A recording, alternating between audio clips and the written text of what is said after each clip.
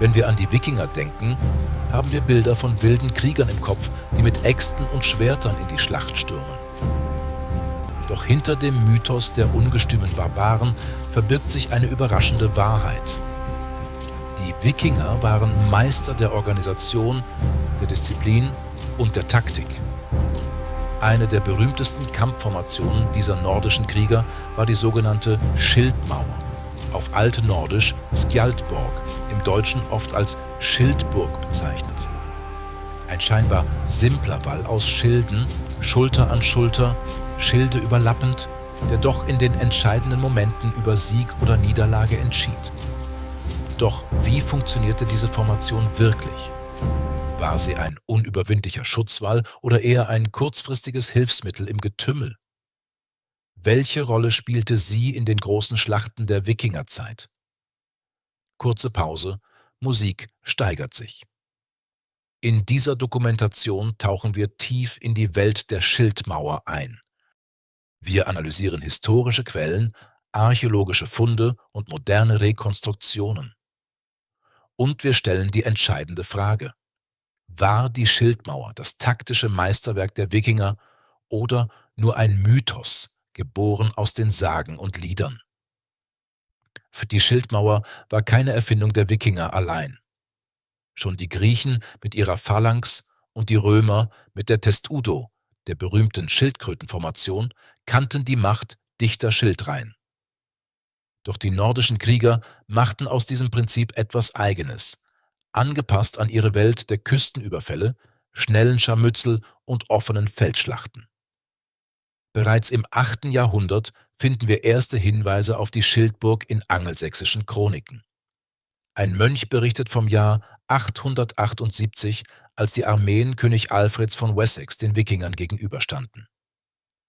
Sie formierten sich in einer Mauer aus Schilden, so fest, dass weder Speer noch Schwert hindurchdringen konnte. Die Wikingerzeit, circa 793 to 1066 n. Christus, war geprägt von Expansion, Handel, Raubzügen und erbitterten Kämpfen. Ob in Lindisfarne, an der Seine oder bei Stamford Bridge, überall wo sie auftraten, brachten die Nordmänner ihre Taktiken mit. Und die Schildmauer gehörte zu ihrem wichtigsten Repertoire. Doch die Formation war nicht nur praktisch, sie hatte auch eine symbolische Bedeutung. Eine Wand aus Schilden zeigte Einheit. Sie signalisierte: Wir stehen Schulter an Schulter. Kein Mann ist allein. Archäologische Funde aus Haithabu, Birka und Uppsala bestätigen, dass Schilde nicht nur leicht und rund waren, sondern auch durch Eisenbuckel verstärkt. Ideal, um Stoßkraft abzufangen. Typisch waren Durchmesser von 80 bis 90 Zentimetern, gefertigt aus Linden- oder Fichtenholz, mit Leder überzogen. Diese Konstruktion machte sie leicht genug zum Manövrieren und robust genug, um Angriffe abzufangen. Die Schildmauer war also ein Produkt ihrer Zeit, eine Mischung aus alten Traditionen, nordischer Pragmatik und dem unbedingten Willen zu überleben. Doch wie sah es in der Praxis aus? Wie genau bildeten die Wikinger eine Schildburg und welche Stärken und Schwächen verbargen sich hinter diesem beeindruckenden Bild?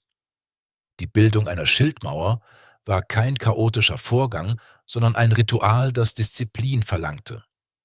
Jeder Krieger wusste genau, wo er zu stehen hatte. Männer stellten sich Schulter an Schulter auf, die Schilde leicht überlappend, sodass eine lückenlose Wand entstand. Der Schildrand des einen deckte den Schild des anderen, eine Konstruktion, die sich gegenseitig stützte. In der vordersten Reihe standen die stärksten und erfahrensten Männer.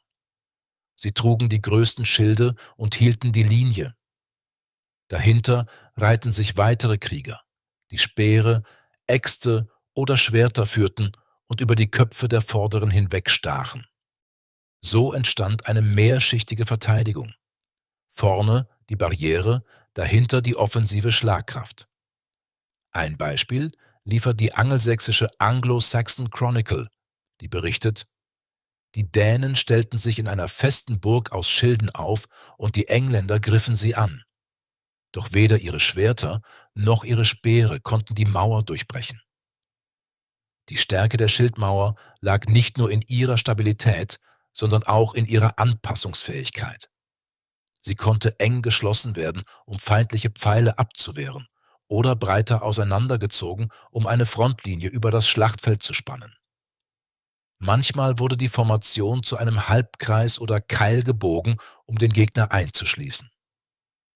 Besonders erfahrene Krieger bildeten Tore in der Wand, durch die kleine Gruppen ausbrachen, um schnelle Angriffe zu führen, bevor sie sich wieder in die Reihe einfügten.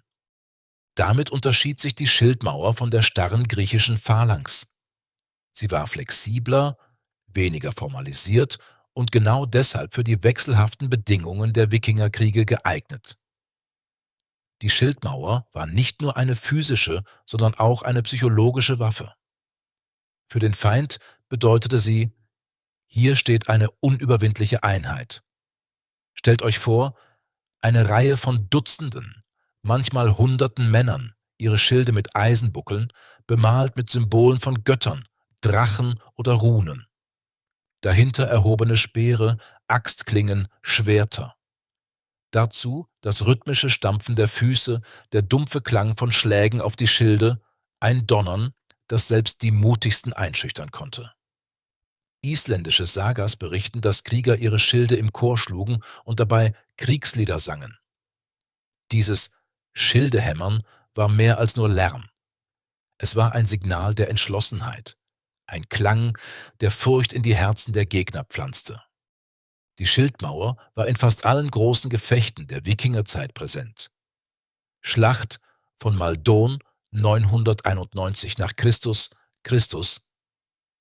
Die Angelsachsen bildeten ihre eigene Schildmauer gegen die Wikinger. In einem berühmten Gedicht heißt es: Schild an Schild, Speer an Speer, keiner wich zurück. Doch ein taktischer Fehler der Engländer, sie verließen ihre feste Position, um die Wikinger am Ufer zu bekämpfen, führte zur Niederlage. Schlacht von Stamford Bridge 1066. Hier bildeten die Wikinger unter Harald Hardrade eine enge Schildmauer, um sich gegen die angelsächsische Übermacht zu verteidigen. Lange hielten sie stand, bis ein Überraschungsangriff über eine Flanke die Formation brach. Diese Schlacht markierte das Ende der klassischen Wikingerzeit. Schlacht von Clontarf, 1014 Irland. Wikinger kämpften sowohl auf irischer als auch auf skandinavischer Seite. Chronisten berichten von dichten Schildreihen, die immer wieder zusammenstießen und auseinanderbrachen.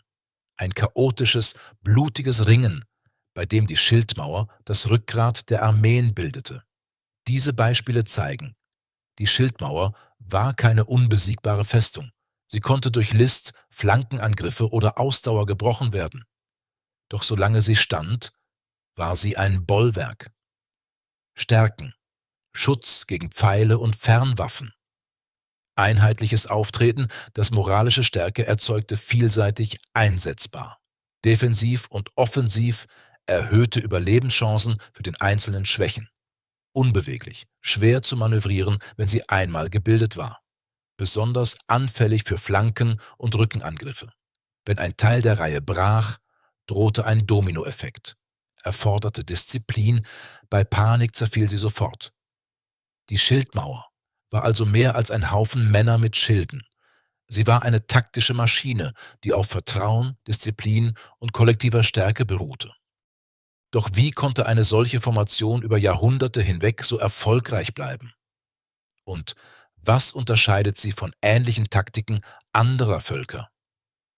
Die Schildmauer der Wikinger war nicht einzigartig.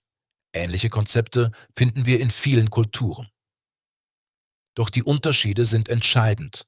Griechische Phalanx, bereits im 5. Jahrhundert vor Christus. Christus stellten sich griechische Hopliten, Schild an Schild, ihre Speere nach vorne gerichtet.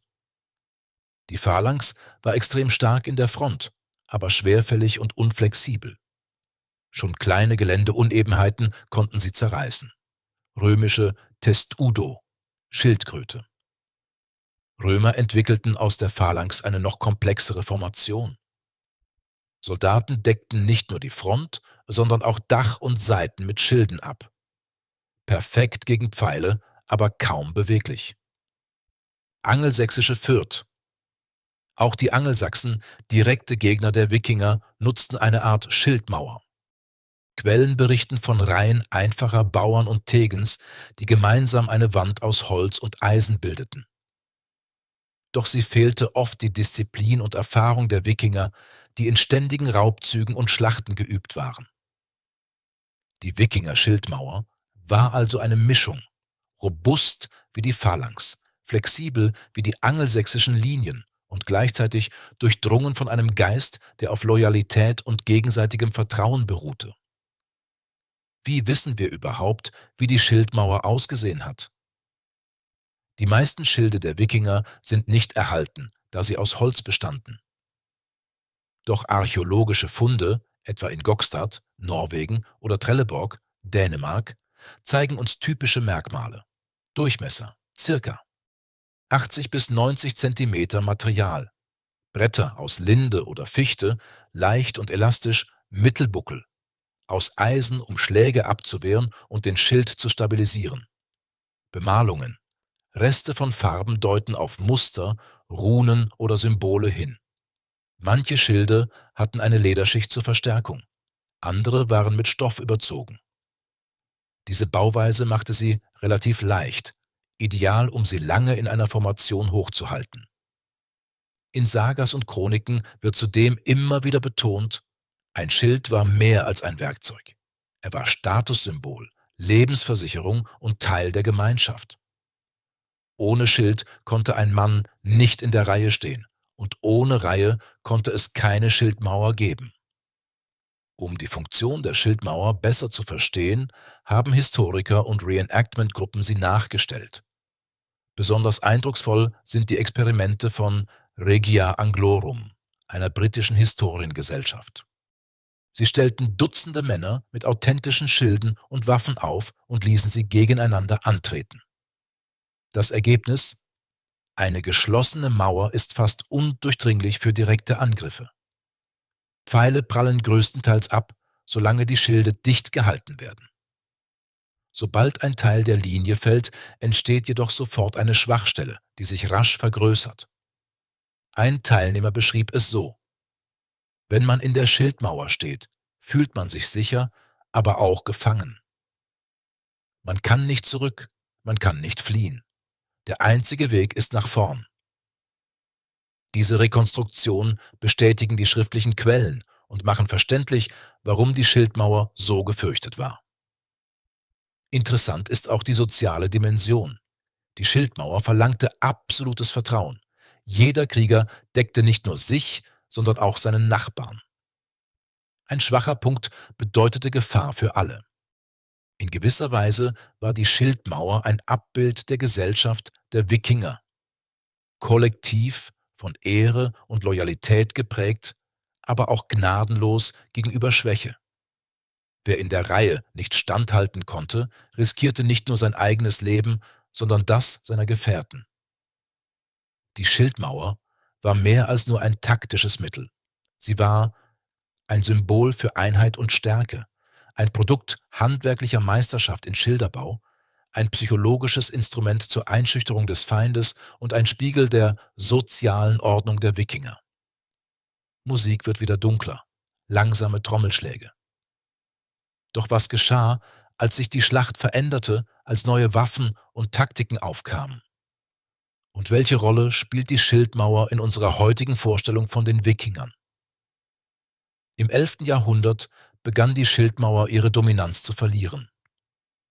Neue Waffen, wie der Langbogen der Engländer oder die Armbrust des Kontinents, setzten der statischen Linie schwer zu. Pfeile konnten die offenen Stellen zwischen den Schilden treffen und durchschlagskräftige Bolzen durchdrangen sogar verstärktes Holz. Auch taktische Entwicklungen spielten eine Rolle. Kavallerie gewann an Bedeutung. Reiterei konnte die Flanken der Schildmauer angreifen, wo sie am verwundbarsten war. Professionelle Heere ersetzten die aufgebotenen Bauernarmeen. Söldner, die Disziplin und Ausbildung mitbrachten, nutzten flexiblere Formationen. Belagerungskrieg trat immer stärker in den Vordergrund. Schildmauern waren auf offenen Schlachtfeldern stark, aber gegen Mauern und Burgen wirkungslos. Die letzte große Schlacht, in der die Schildmauer eine entscheidende Rolle spielte, war Stamford Bridge 1066. Harald Hardrade und seine Wikinger hielten lange stand, doch schließlich brach die Formation unter den Angriffen der Angelsachsen zusammen. Kurz darauf, in Hastings, setzte Wilhelm der Eroberer auf Kavallerie. Ein neues Zeitalter hatte begonnen. Auch wenn die Schildmauer aus der Praxis verschwand, lebte sie in den Geschichten weiter. Die altnordischen Sagas schildern sie als Inbegriff des heroischen Kampfes. In der Njals-Saga wird beschrieben, wie Krieger wie eine Wand aus Eisen und Holz standen. In der Heimskringla, der großen Königssaga Snorris, lesen wir von Harald Hardrade. Er stellte seine Männer in dichter Reihe auf, Schild an Schild, Speer über Speer. Diese literarischen Beschreibungen waren oft überhöht, mehr Mythos als nüchterne Taktik. Doch sie prägen bis heute unser Bild von den Wikingern als unbeugsamen Kämpfern, die Schulter an Schulter standen. Die Schildmauer wurde zu einer Metapher, Gemeinschaft. Jeder Einzelne war Teil eines größeren Ganzen. Ehre. Den Platz in der Reihe zu halten, war die höchste Pflicht. Tod und Ruhm. Wer in der Schildmauer fiel, starb nicht allein, sondern als Teil der Bruderschaft. Noch im 19. Jahrhundert griffen Dichter und Maler dieses Bild auf. Romantische Darstellungen zeigen Wikinger, die in heroischen Reihen den letzten Stand halten. Ein Echo auf die antiken Thermopylen, übertragen auf den Norden. Heute begegnen wir der Schildmauer nicht nur in Ausgrabungen, sondern auch in Filmen, Serien und Spielen. Archäologie, Rekonstruktionen in Museen wie dem Wikinger-Schiffsmuseum in Roskilde zeigen, wie Schilde nebeneinander angebracht wurden. Archäologen experimentieren mit originalgetreuen Repliken, um das Gewicht und die Handhabung zu testen. Serien wie Vikings. Hier ist die Schildmauer ein zentrales Element der Schlachten. Sie wird visuell spektakulär dargestellt, vielleicht dramatischer als sie tatsächlich war, aber eindrucksvoll genug, um Zuschauer weltweit zu fesseln. Videospiele. In Assassin's Creed Valhalla oder Total War Saga Thrones of Britannia ist die Schildmauer spielmechanisch nachgebildet. Spieler erleben, wie schwer es ist, diese Formation zu brechen oder selbst zu halten. So verbindet sich historische Forschung mit moderner Unterhaltung. Was einst blutige Realität war, ist heute ein faszinierendes Kulturgut, das Generationen inspiriert. Die Schildmauer war einst das Rückgrat der Wikingerkriegsführung. Sie verschwand von den Schlachtfeldern, aber nicht aus unserem kollektiven Gedächtnis. Heute lebt sie in Sagas, in archäologischen Rekonstruktionen und in der Popkultur weiter. Doch was bedeutet sie für uns heute? Und welche Lehren können wir aus dieser alten Formation ziehen? In der heutigen Wissenschaft ist die Schildmauer längst nicht nur ein romantisches Bild aus Sagas und Fernsehserien. Archäologen, Militärhistoriker und Experimentalarchäologen beschäftigen sich intensiv mit dieser Formation. Repliken von Schilden in Museen wie Roskilde, Dänemark oder Haithabu, Deutschland, wurden originalgetreue Schilde nachgebaut. Experimente zeigen, dass ein Lindenholzschild von 80 cm Durchmesser überraschend leicht ist, im Schnitt nur 3 bis 4 Kilogramm. Dadurch war es möglich, lange Zeit in der Formation auszuhalten. Schlachtenexperimente. In sogenannten Living History Gruppen wie der Vikings Reenactment Society wird die Schildmauer nachgestellt. Teilnehmer berichten, dass die physischen Anforderungen enorm sind. Man braucht nicht nur Kraft, sondern auch Vertrauen in die Nachbarn. Nur eine stabile Reihe kann den Druck einer gegnerischen Welle aushalten. Kampfspuren an Originalfunden, archäologische Schilde, etwa aus Trelleborg oder Birka, weisen tiefe Kerben von Schwerthieben und Spuren von Speerstichen auf. Diese materiellen Zeugnisse bestätigen, dass die Schilde tatsächlich als Wand gegen massive Angriffe dienten. Militärhistoriker sehen in der Schildmauer ein typisches Beispiel für eine Infanteriemassenformation. Vergleichbar mit den griechischen Hopliten oder den schweizerischen Pikenträgern beruhte sie auf Disziplin. Jeder musste seinen Platz halten. Teamgeist. Der Schild deckte nicht nur den Träger, sondern auch den Nachbarn. Psychologie. Ein dichter Block wirkt einschüchternd. Gegner berichten von der Unüberwindlichkeit dieser Wand. Doch ebenso klar sind die Schwächen. Fehlende Mobilität, Anfälligkeit für Flankenangriffe und bei längeren Kämpfen drohte die Formation zu zerfallen. Heute ist die Schildmauer weit mehr als nur ein historisches Phänomen. Sie dient als Metapher für Gemeinschaft und Zusammenhalt. Politik und Gesellschaft. Der Ausdruck Schildmauer bilden wird manchmal in Reden verwendet, wenn es darum geht, geschlossen gegen Bedrohungen aufzutreten. Sport. In Fußballstadien werden Fanblöcke, die Schulter an Schulter stehen, mitunter als Schildmauer bezeichnet. Populärkultur. Filme wie Vikings oder Spiele wie Assassin's Creed zeigen die Formation in dramatischen Szenen. Zwar oft übertrieben, aber sie halten den Mythos lebendig. Die Erforschung der Schildmauer ist noch lange nicht abgeschlossen. Neue Funde. Mit jeder Ausgrabung von Wikingersiedlungen könnten weitere Schilde oder Waffen gefunden werden, die Aufschluss über Technik und Taktik geben. Digitale Simulationen. Historiker nutzen 3D-Modelle und Computersimulationen, um die physische Belastung, Druckverteilung und Standfestigkeit solcher Formationen zu berechnen. Erste Ergebnisse zeigen, selbst kleine Lücken können eine ganze Reihe gefährden. Interdisziplinarität, Anthropologen, Psychologen und sogar Sportwissenschaftler analysieren die Schildmauer, um zu verstehen, wie Menschen in Extremsituationen funktionieren, wenn ihr Überleben vom Vertrauen in die Gruppe abhängt. Was können wir heute von der Schildmauer lernen? Dass Stärke nicht nur in Waffen liegt, sondern in Zusammenarbeit. Dass Disziplin und Vertrauen entscheidend sind, wenn man gemeinsam Widerstände überwinden will. Dass auch Mythen, die über 1000 Jahre alt sind, noch Botschaften für die Gegenwart enthalten. In Zeiten globaler Krisen wird die Idee der Schildmauer oft neu interpretiert. Nicht mehr als Kampfhaltung gegen Feinde mit Schwert und Axt, sondern als Bild für Zusammenhalt in Gesellschaften. Die Schildmauer der Wikinger war mehr als nur eine militärische Formation, sie war ein Symbol für Stärke, Disziplin und Gemeinschaft. Heute ist sie nicht mehr aus Holz und Eisen, sondern lebt als Metapher in unserem Denken weiter. Doch was bleibt nach all den Analysen, Experimenten und Mythen? Welche Essenz dieser Formation trägt bis heute? Genau das klären wir im Schlusswort. Die Schildmauer der Wikinger. Sie war mehr als nur eine militärische Formation. Sie war ein Ausdruck einer ganzen Kultur. In ihr spiegelte sich die Lebenswelt des Nordens, rau, gefährlich, aber getragen von der Überzeugung, dass man gemeinsam stärker ist als allein. Die Essenz der Formation. Was machte die Schildmauer so bedeutend? Einheit. Jeder einzelne Krieger war nur ein Teil des Ganzen, und doch war ohne ihn das Ganze schwächer. Disziplin. In einer Welt, in der der Tod im Kampf stets gegenwärtig war, bedeutete das Halten der Linie nichts Geringeres als Leben oder Untergang. Symbolik.